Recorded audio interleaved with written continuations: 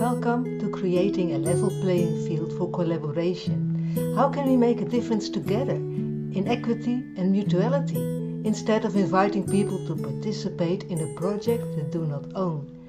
In this series, we discover what works by sharing stories of lived experience from a diversity of wise guests, organizers, participants, facilitators, researchers of participatory projects.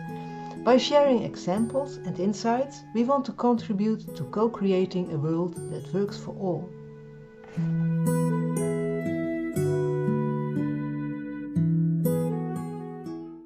In this episode, we welcome Babah Tarawally.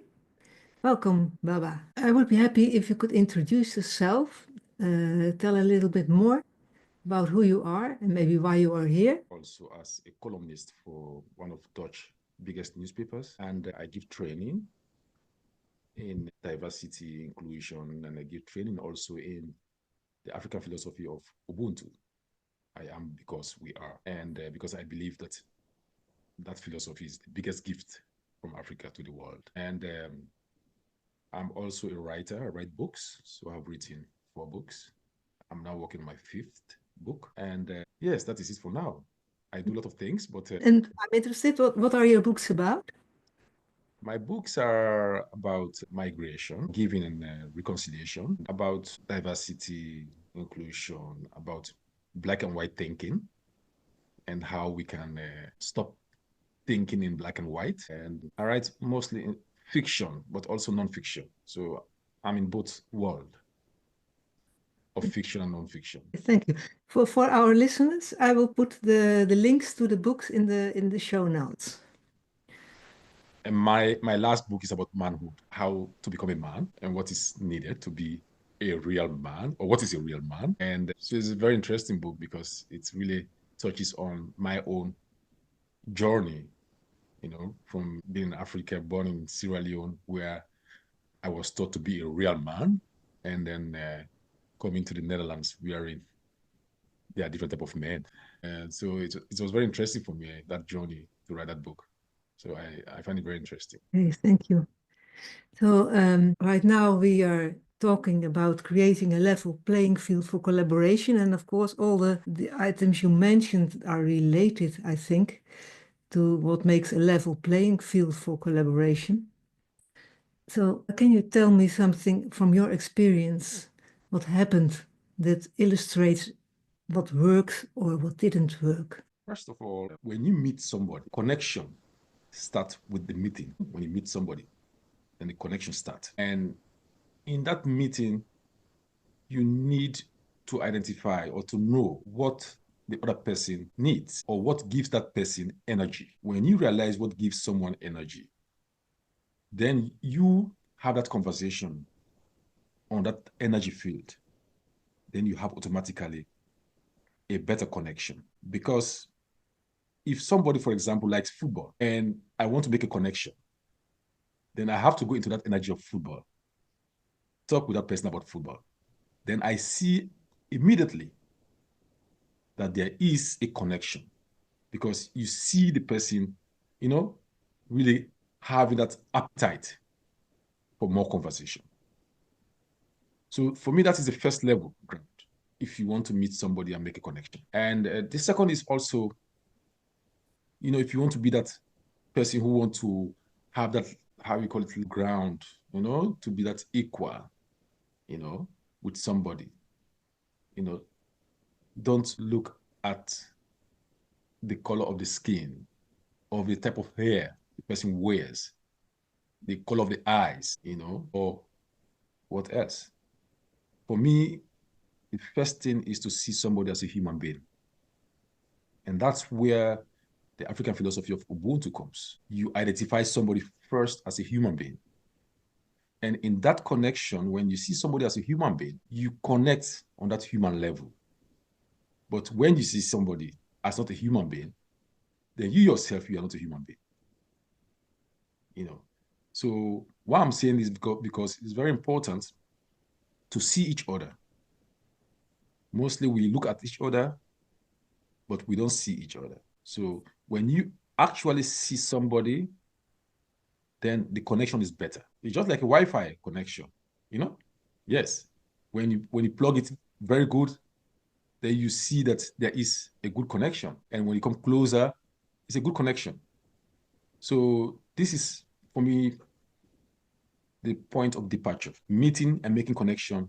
And from there on, seeing each other, not looking, but seeing each other. And then from there, you take it from there. Thank you. And I know that Ubuntu is a widely used word, also in the Western world, but to my idea, I think it's also misunderstood. Maybe you can tell a little bit more about what you think about Ubuntu? Well, especially in the West, Yeah, people use Ubuntu to satisfy themselves, yeah, you know? And that has to do with the fact that when you look at South Africa, where Ubuntu had its more essence in the sense, that it was really placed there during the Truth and Reconciliation Commission after apartheid.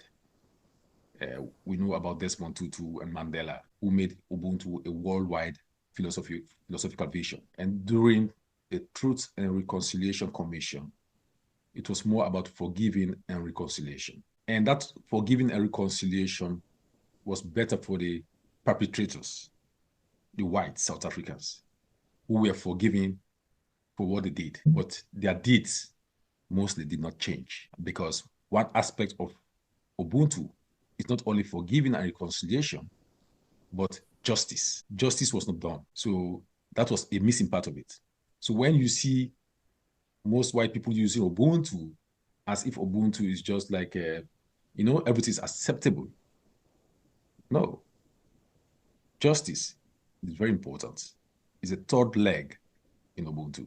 I can forgive you and reconcile with you. But if you did something very, very wrong to me, then there is justice. Justice should take course. Despite forgiving and reconciliation, justice should be part of it. So I agree with you that people may misuse that ideology or philosophy of Ubuntu just to satisfy their own wants and needs. I think you touch on a very essential part also on that, what I call a level playing field. There should be mutuality, reciprocity, equity, maybe not equality because people are different and there are different power levels, but give everyone what is needed. So that's what I call equity. Am I right when you say Ubuntu also needs reciprocity? Definitely. I cannot just be the only one taking the steps to meet you. Both of us take steps to meet each other, because in the middle, there's a bigger space. So not only, for example, migrants who should be able to integrate in society, without the dominant culture trying to meet halfway to understand each other. That is what I believe in. Yeah. That both have to take steps. And what's your experience? Because you came from Sierra Leone to the Netherlands long time ago. You told me when we introduced. So what happened? When you come as a migrant, you are received, but not really welcomed. Okay. The government receive you in an asylum center, but you are not really, welcomed. So why I'm saying that is because when you come here, of course, when you go to Rome, you try to do like the Romans, I believe that concept. My grandmother once told me, when you go to a foreign country or you go to places where people are foreign to you and you see them walking on one leg, don't start walking directly on two legs. Try first to walk on one leg until they trust you, love you, have confidence in you. Then you can learn them how to walk on two legs, on both legs. That is what I did when I came here. I tried to integrate into the society, knowing where I come from and knowing my culture and everything that made me who I am in my identity. I had it with me, but I needed to know what the Dutch people are and who they are, what their culture is. So I made effort to learn the language, to learn about the people. But I was the only one doing more effort to do that. And the other side, what we call the reciprocity, the other side was not doing much effort to learn to know who I really am. Instead, they only look at me as a Black person, as an asylum seeker. So my identity was, my identity was a bit reduced to the color of my skin and the box they have put me in, asylum seeker. But I was more than that. So the whole struggle of trying to let the order see me as somebody who's an expert, can you imagine when a white person or European goes to Africa, you are an expert. We want to learn from you. You are bringing something for us. We need your expertise, your money, we were. So, but on the other way, when we come here, we are reduced to just the color of our skin or, coming to take and not coming to give. So yeah. This has been my experience that there is no equal level field just by seeing me as somebody with a different color, my skin color. And that has been a struggle for me because then there is no level field in everything I take part in. Even the place I live around, they see me as exotic Black African guy. So, and I have been struggling with that to see me as a human being first. I have qualities, I have expertise. One time I wrote a very interesting article. I interviewed a very important person in the Netherlands, and both of us were on the cover of the magazine. And instead of saying a journalist, Babah Tarawally, interviewed this person, they said a former asylum seeker interviewed this person, which of course have been away from asylum for more than 25 years. So why still reduce me to that? I was, of course, not happy with that caption, that asylum seeker, ex-asylum seeker. No. So I understand your message is to see, not to reduce identity, but resonates with me also to be more welcoming, not to receive people, but to welcome. Maybe can you give an example? Did you experience situations where you really felt welcome? Let me just make a very clear example. When I came from Sierra Leone, I was received but not welcome. But let's see what happened when people from Ukraine came as asylum seekers. They were welcomed. They were welcomed, warmly welcomed. Some people even drove to go and get them from the borders to bring them here. So the whole media and everybody was just very positive about receiving them and welcoming them. But in my case, and in many other cases of people from Africa, out of the European countries, we are seen differently. So if I say I did not feel that because the government reduced me just to an asylum seeker, and I had to stay 7 years in the asylum procedure, waiting for my papers, 7 years. While if you are welcomed, it's a different story. So those were times I thought I'm not welcome in this country, despite the fact that there was a bloody war going on in my country. They cannot send me back, but they let me live here for 7 years in an asylum center where... 7 years? 7 years. It's not 7 days, 7 weeks, 7 months, 7 good years of my life being in a type of prison, actually. You are allowed to go out, but you cannot study, you cannot do anything. So it was more of a mental prison, I went through that and I saw how, I was reduced almost as non-human. Yeah, maybe as a burden. You have to do something. It's a burden. Yeah. As somebody who comes to take away, or somebody who comes to, not as somebody who comes with an added value to the society. And how come Ukrainians are welcomed differently? What's your idea? Well, first of all, the color of their skin. Okay. They are identified as white. So this is exactly what I was trying to say in the beginning. I'm not going to tell you much of positive stories about how I have struggled. I have to work twice more than somebody who's a white person.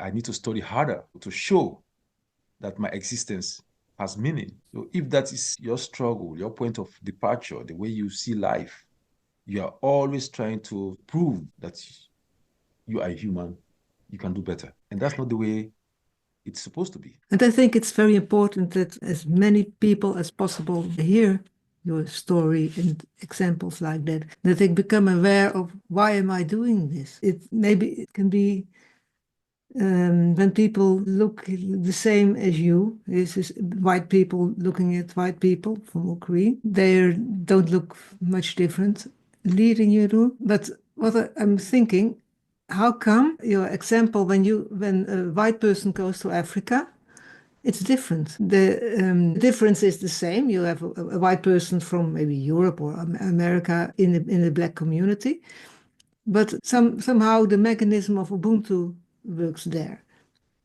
Am I right? You are welcomed and not received as a burden, someone who wants to steal something from you. We see your humanity, you as a human being. Of course, we are very forgiving people.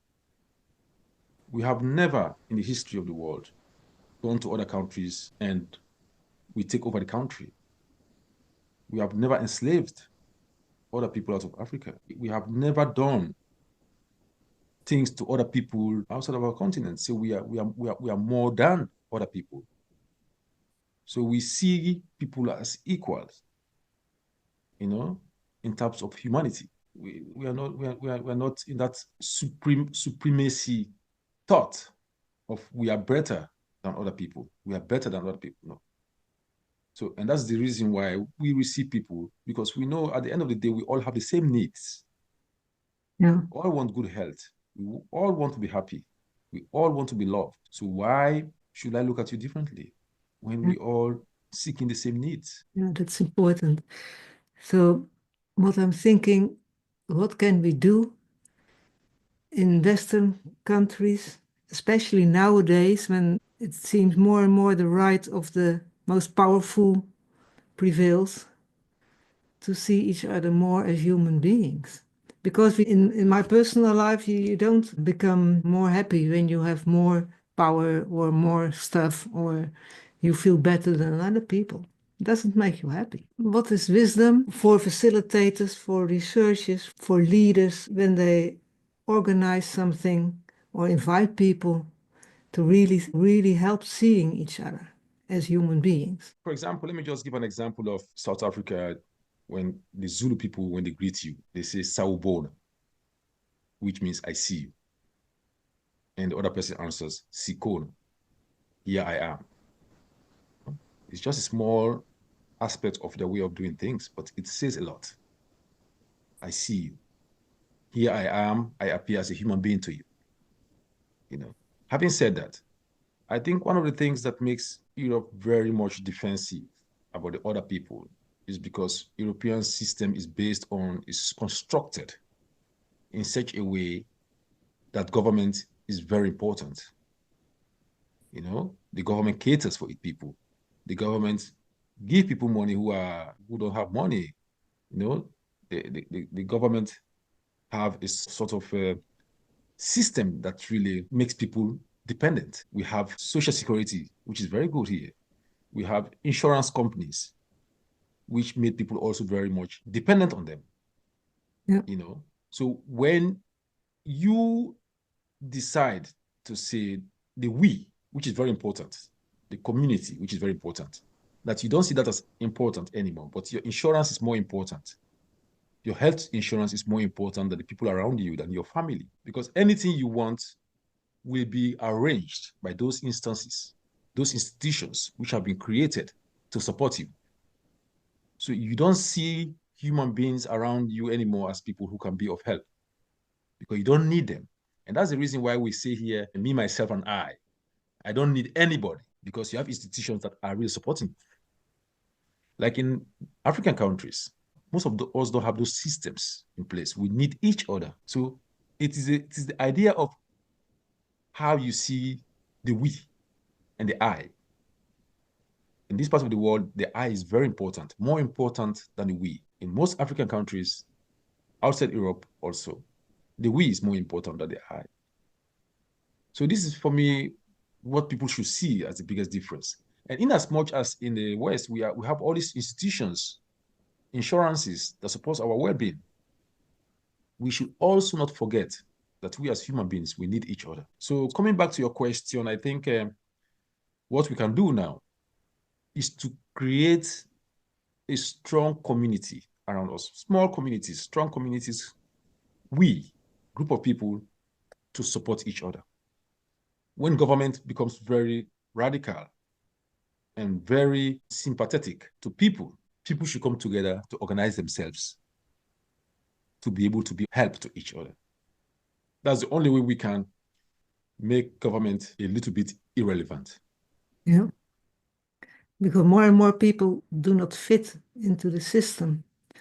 And then they are not taken role. So we got connected through Fiona Frank, and she's, I think, one of the organizers of communities, small, strong communities. Can you maybe give an example of communities you are in or you want to create? Like presently, I'm working, let me see, once in a week. Every Tuesday, I spend time at Capital. It's a concept that is meant to support people who have in difficulty making ends meet in their lives. Okay. They're not depending on government, but they have difficulty to really, after the end of the month, to pay their bills to, they live, but they are surviving. So what we do is that we have a concept wherein we have a sort of loading, we have like 8 people in my place in Utrecht who we support for a year. Every month they get 1,000 euro in their bank account. 1,000 euro is not taxed. It's just for them. It's above what they will earn so that they stop that surviving model of living. So for 1 year, they'll be getting 1,000 euro every month. And that money is being donated by people who earn more money. They donate money in that pot. From there, we give these people, 8 people. It's type of, how we call it? We are a tryout to see how to help these people, what happens when you help them out in that way. At the end of the time, we hope that many more people will be part of it, that we have million people to support. In that way, we make government a bit irrelevant. Human beings, we as people, we come together to facilitate, to support each other. Because if I earn more money and I decide to spend, like every month, I give 50 euro to this organization just to support them so that if many people donate, then we have more people who will benefit. What was the name of the organization? Collective Capital. Collective Capital, okay. You will find a link in the show notes. Great. So to help people, and I think you need a year, maybe longer, you will find out, to stop surviving and start living. Build a life again. For example, very interesting, when I speak to some of them, they will tell me, since I got the money now, like once a week, I go for a spa, spa to take care of my own health. Yeah. Get massage. Yeah. Before, I never had money for that I can take care of my own self-care. So she's working more now on her self-care because she has that extra money to keep herself more happy and healthy. Yeah. And another lady told me also, I've never gone to the dentist because I don't have money for that. Yeah. With this extra money, I'm making my teeth, going to the dentist, taking care of myself. So this motivates me to see really if people are surviving, what happens? Their health is in jeopardy. What the food they eat become trash, because they are only surviving. Yeah, and it's very stressful. It's very stressful also. Yeah. Very stressful. It makes you sick. Yeah, so you don't have the energy to build anything. No. Develop anything. No. So interesting. It's a beautiful example. I was thinking, looking back at our conversation, is there anything else you would like to share? Well, of course, I'm trying to speak to the people who are listening. We are on a journey in this world. We are not here to live forever. We are walking on the path to the end. And it is not what you take with you at the end that matters. but what you leave behind. So what do you want to leave behind when you finish this journey? What do you give back to the world? So this is something which I want people to really think about, because mostly we are just here in this world trying to find money and do it. At the end of the day, when you are sick and you're at the end of your life, what do you think about? So it's what you invest in other people. That is what you get back. So like in the Ubuntu philosophy, we have what we call the Trinity, like the unborn, the living, and the living dead. We don't see the dead, but we see the living dead. And the unborn, so we the living, we have the mandate to leave this world behind in the proper way for the unborn, for those to come. So we have a mandate to take care of the climate, the environment, leave this world behind so that when they come, they can live in it. And we can take the next step to the world of the living dead. And then we come back to the unborn, that we come back to this world. So if we leave this world behind in shit, we come back in our own shit. So the best thing is to live a life that you are a support system for other human beings. Because that is what people will remember you for the things, for how you made them feel. Thank you, Babah. That's a beautiful ending. So thank you for having me. So we'll stop the recording now. Thank you for listening. My name is Tony van der Zouwen and I would like this wisdom to reach as many people as possible.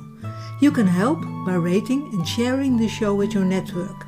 Follow us and listen to exciting stories on creating a level playing field for collaboration. A new episode will be posted every 2 weeks. Together we can make a difference in the world.